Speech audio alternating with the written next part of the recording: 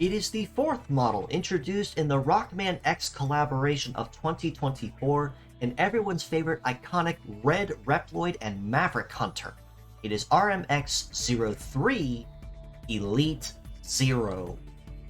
with a kit of Kernel, Anti-Effect, Rapid Attack, biped legs, and the leg ability of Double Edge, which buffs all leg stats by about 30%, but also takes 2.5 times more damage from incoming gunpowder skills. Now, much like it was with Full Armor X, Elite Zero most certainly is not pulling any punches when it comes to the kind of aggression that he brings to the field. Now, albeit he most certainly is not wielding his iconic Z-Saber, which is unfortunate, but given that this is a herald of the original X1 where he used a Buster Arm instead of the Saber, that is only to be expected. But still a very powerful kit all the same, and even a nod to what would later become his obsession and fascination with the Z-Saber.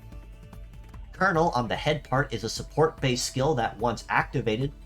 will grant a conceal effect to himself to all allies across the field, which is 50% to evade and immunity to pierce or AoE effects for one hit, but will also grant a stack of stealth to himself. This means that while in stealth state, he cannot be touched or targeted, and he can bypass any active shields that are in play. The only counter to this, of course, is anyone that uses radar sight or anything that has that kind of effect, which will remove those effects in their entirety and render them null and void.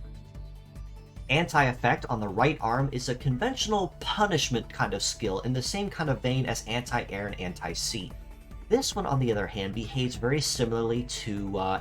effect clear, where when attacking the opponent, it will check them for any active buffs that they have up in place and deal bonus punish damage to them for every positive buff they find.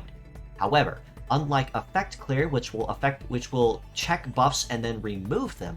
anti-effect may not deal quite as much damage as effect clear might in terms of modifiers, but you also have the ability of pierce damage, and anti-effect does not remove the buffs, which means you can deal punishment damage over and over and over again as long as those buffs remain active on your target. This can be very good as a way to deter anyone from using, say, Stat Cleanse, Radar Sight, Cyber Cores, Hypercrypt, or even something like Precognition, because just by having those buffs in effect gives Zero every chance he needs and every reason he needs to lay on the punishment hard and as aggressively as possible. Rapid Attack on the left arm is a brand new skill being introduced into the game, which, like I said, may be a nod to his future as a wielder of the Z-Saber, but explained simply, it works very similarly to Count Attack, where for every consecutive use, it will get its damage increased exponentially. But unlike Count Attack, which has a fixed number of stacks and will bookmark the number of stacks you use, Rapid Attack has no limit to the number of stacks it receives, making it progressively more and more and more dangerous, even to the point of one-shotting even the tankiest of targets the longer that he's allowed to use it without it being broken or without switching his attacks. And on that topic, however, the drawback to Rapid Attack is the moment you switch to using another skill, whether that means Metaforce Charge, Kernel, or Anti-Effect, or however you choose to use it, your stacks reset and you have to start rebuilding them over again. So, Rapid Attack is absolutely something that you want to use over and over and over again, and try to make sure that you can keep that part alive as healthy as possible to guarantee that you can. Biped legs means that Zero will have solid coverage across most terrains, and much like it was with Full Armor X, he's packing some very solid stats as well, and that's even before the modifier that Double Edge brings to the field. And I'm even going just to assume 30% here, without even assuming what he sees right here on paper. Now, when it comes to his stats across the board, his base mobility at 919 is very solid, as it means he'll have a very solid base speed the moment he hits the field before any modifiers come into effect. A very high evade of 1755 means that he's going to be dodging or grazing things a lot, which does kind of tie into how Zero likes to behave on the field. A melee resist of 1568 is very nice, as it means he can most certainly hold his own up close and personal, as expected of everyone's favorite red Maverick Hunter, but a shoot resist of 822 is definitely not great. Well, not terrible, but not great, as it does mean that he will take noticeably higher damage from incoming shooting attacks. Now, This is of course before Double Edge comes into effect, which means add about 30% of each stat to each. Just the mobility alone will pack him up to just shy of 1200 there once that ability does go into effect. But it does recommend that you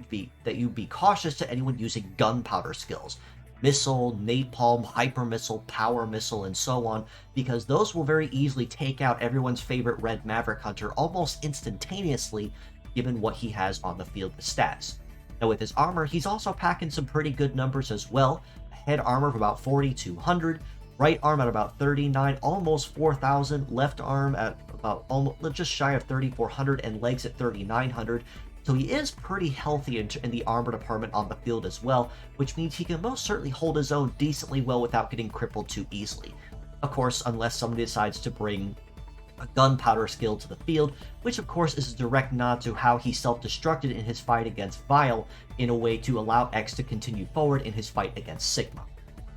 All this being said though, as a pure set score, I still do have to rate Elite Zero a very solid 8 out of 10 across the board. Whereas Full Armor X was designed basically to be used instantaneously or within as few turns as possible, Zero on the other hand thrives on the ability of being able to make the fight last as long as he can, and the longer it lasts, the more dangerous he gets with rapid attack, and being able to use anti-effect as a way to punish anyone using buffs against him or his team, as a way to kind of give himself some extra viability and versatility while on the field.